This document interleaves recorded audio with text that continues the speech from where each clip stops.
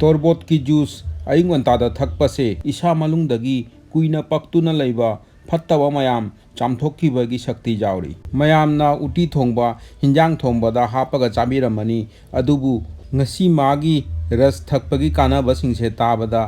मयाम पुनमक मागी juice मरक मरकता थकपीगनी हाइना थाजै juice करम हाइना सेमगनी असिसु जेंगबिनासिंग असि पैकेटता फंगबा थावना ngौबा हेंचांग मयाम होइना चारिसे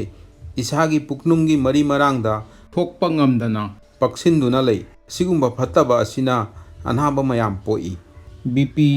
thyroid asthma fatty liver cancer diabetes तसु सिगी जूस थकपसे जामना कानाबा फोल फंगी जूस असिबु ग्लास अमा एम्प्टी स्टोमाकता अयुंगंतादा थकपीबदा स्क्रबर की थबक तौरी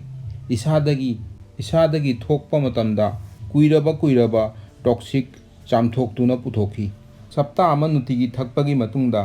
इसा से जांगना फील होगनी इसागी स्किन गांथोरकनी इसादा कुइरबा अनाबा लैरसु खरा खरा तौना फरकनी जूस असिगी टेस्ट इसिंग दुमाइना टेस्टलेस ओइबनी जूस सेंबगी तमक अचौबा तोरबोट लैबिउ करिगिनो हाइबदी अपिकपा तोरबोटता मरु जामना जाउरी जूस लिकना थोई ग्लास अमा जूस सेंबगी तमक 300 ग्राम तोरबोट लौबिउ मसुंग मरी थोअगा मसुंग अमा लौरगा जानी मथक्की मकु लौथोकपिरगा मयाइगी मरुसिंगदुसु लौथोकपिउ मकुगा मयाइगी मरुसिंगदो जाउरदी जूस अदो खागनी असि वेजिटेबल असे हुजिकानगी मतमगी बेस्ट अल्कलाइन वेजिटेबल अमनी हाईएस्ट प्राणिक वेजिटेबल नी असिगी जूस की चखोम दा एनर्जी जाउरीनी संस्कृत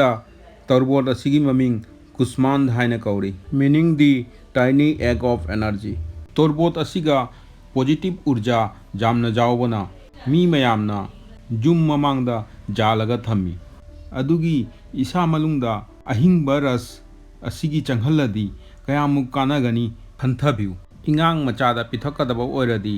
जुबी मही मिक्स तौरगा पिथकपिउ जूस असिबु नुतिगी एम्प्टी स्टोमाक ता थकपिउ थकपदगी पुंग अमा मखाई करिसु चाबिगनु जूस असिना पुक मनुंगदा चंगगा चामथोकपगी थबक तौरीनी अतोप्पा करिसु चासल्लदी मागी चामथोकपगी थबकता अकायबा लाकनी मैक्सिमम बेनिफिट लौबगी तमक सिप बाय सिप चखोम ओइना तपी तपीना थकपिउ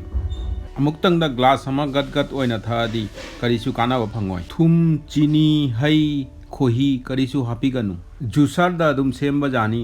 मिक्सीदा सेंबिरदी इसिंग खजिक्तंग हापा मथौ जंगनी सिंजित्ता सिटलगा की अपाबदा चुमथोकपसु जाय चाचुम अचौबा अमा लौरगा अदुम चिथोकपीबा जाय लाइरिक तौबा इंगांगदा जुबी महीगा जानारगा पिथकपदा